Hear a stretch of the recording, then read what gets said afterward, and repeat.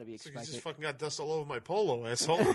I figured, he's not going to let me. He's got to give me some menial stuff. I got to prove myself. Sure. Okay. So I start dusting everything, and it's like 12:30, and he goes, "Go take lunch." He goes, and there's a pizza parlor right in that plaza. That's probably the one Frank was telling me about.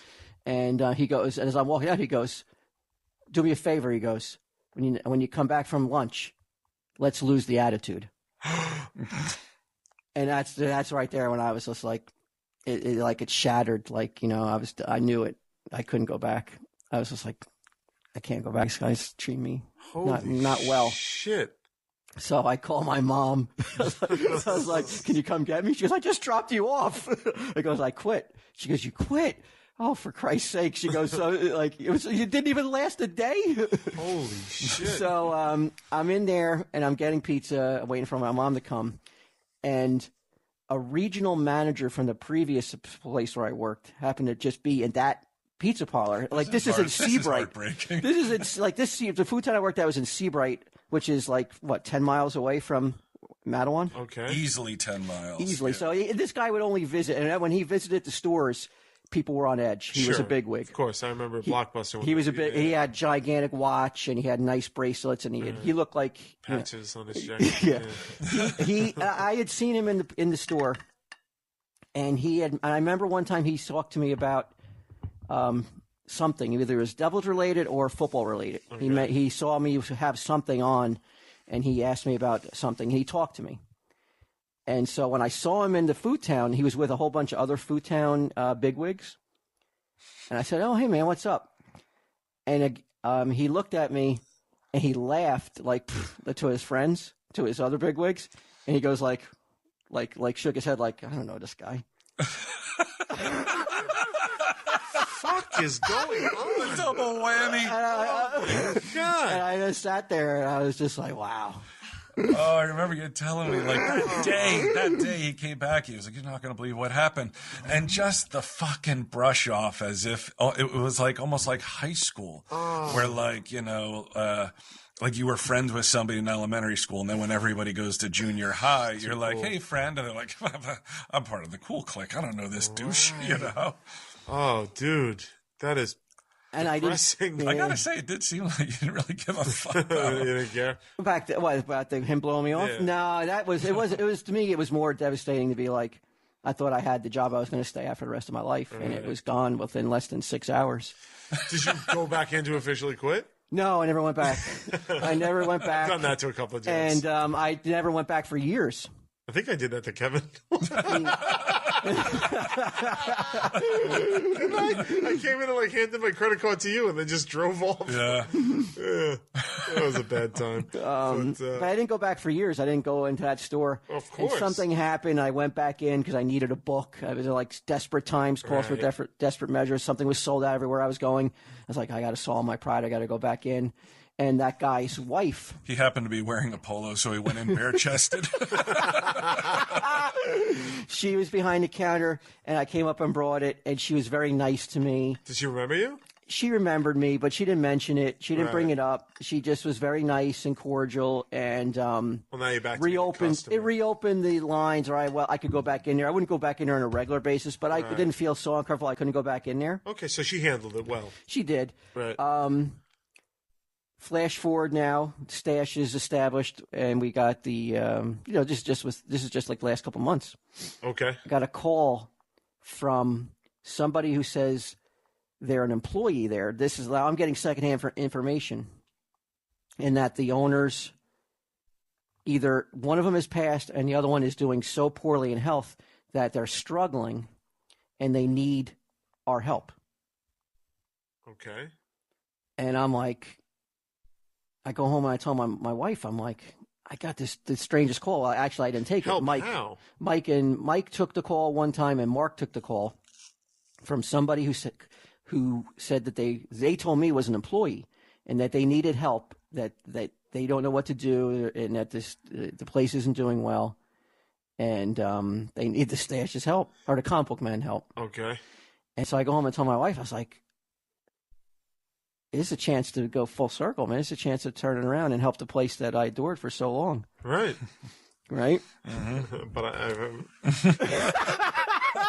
So I haven't heard the name Hobby Shop. I'm braid scheming. I'm going all that night. I'm going, what can we do?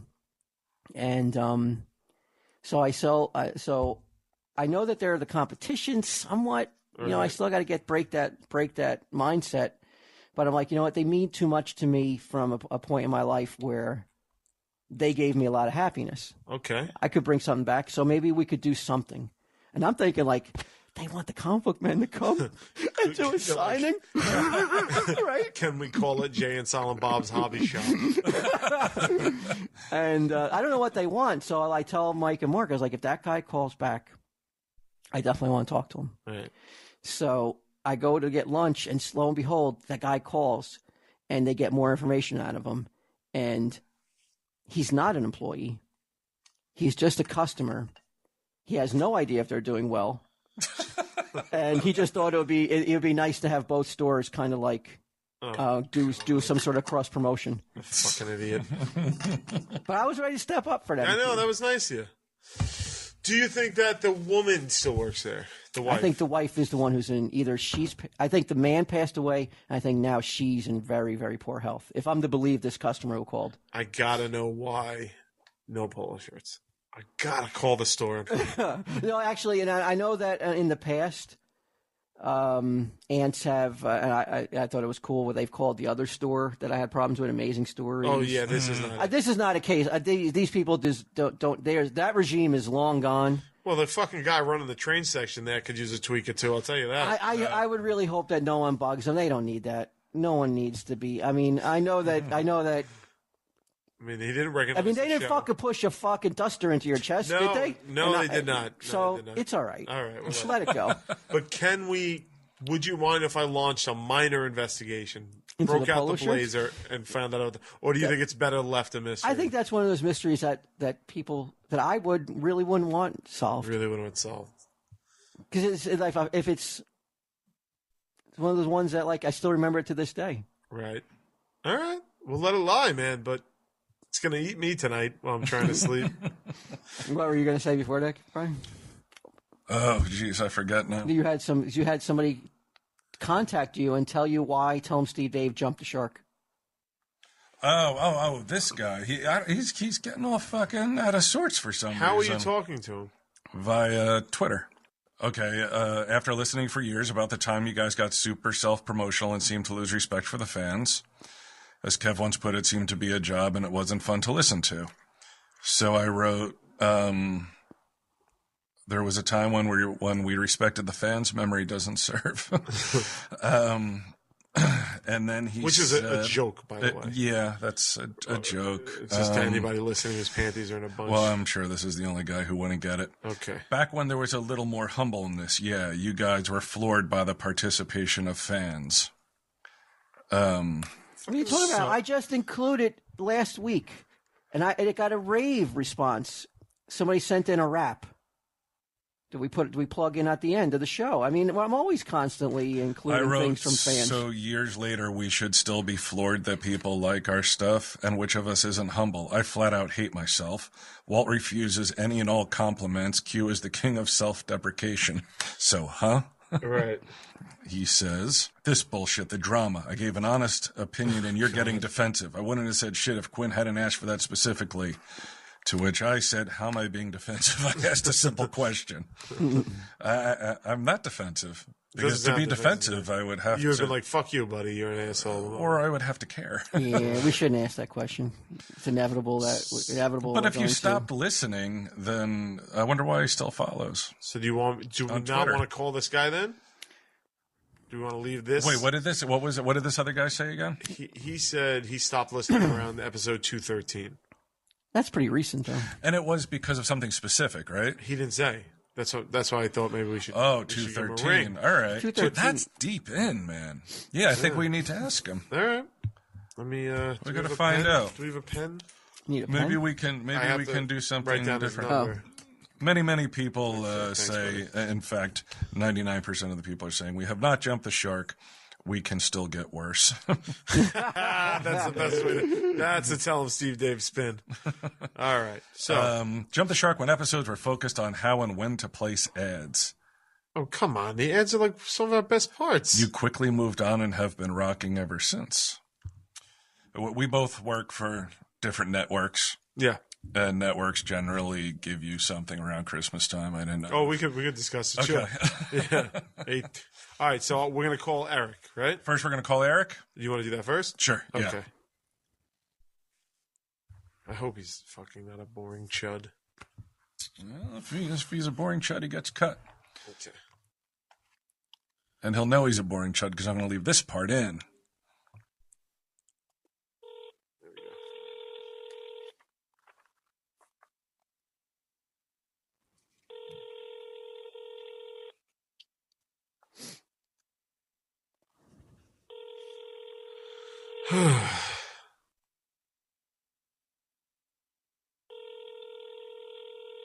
Your call has been forwarded to an automated voice messaging system. At the tone, please record your message. When you've finished recording, you may hang up or press 1 for more options. Eric, you chud. Little chud.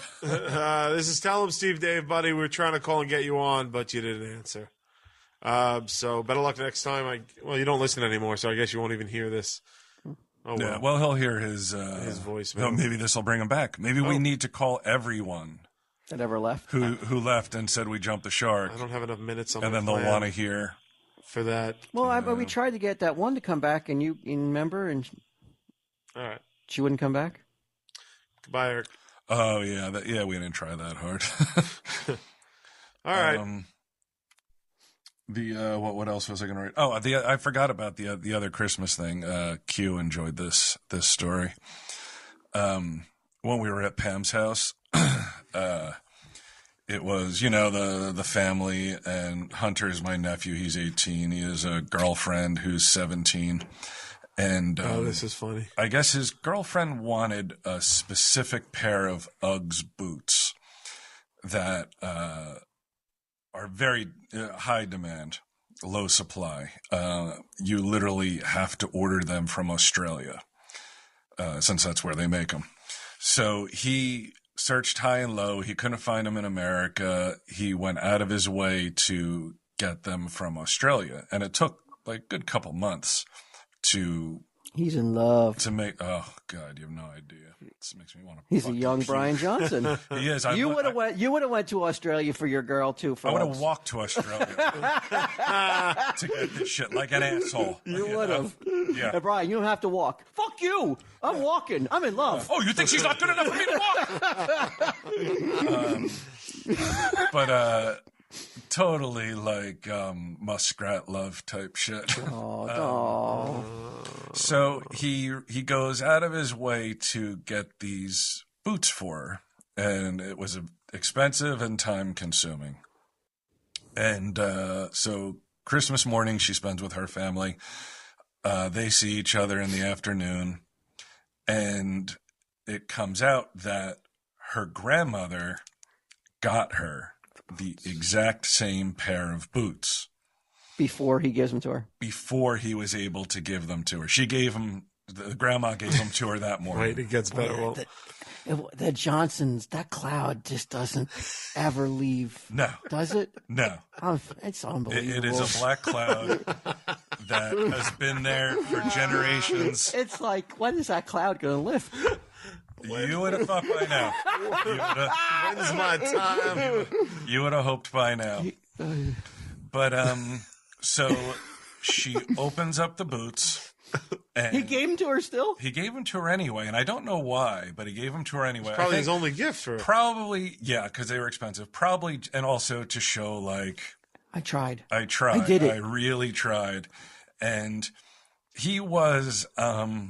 I would like to think not, but I might have been as pussified as fucking he was, like the sad fucking mug and shit, and Oh dear. like hugging and like it's okay, Oh my god, that bad? He was inconsolable? as if it were a breakup. Inconsolable? Almost, yeah.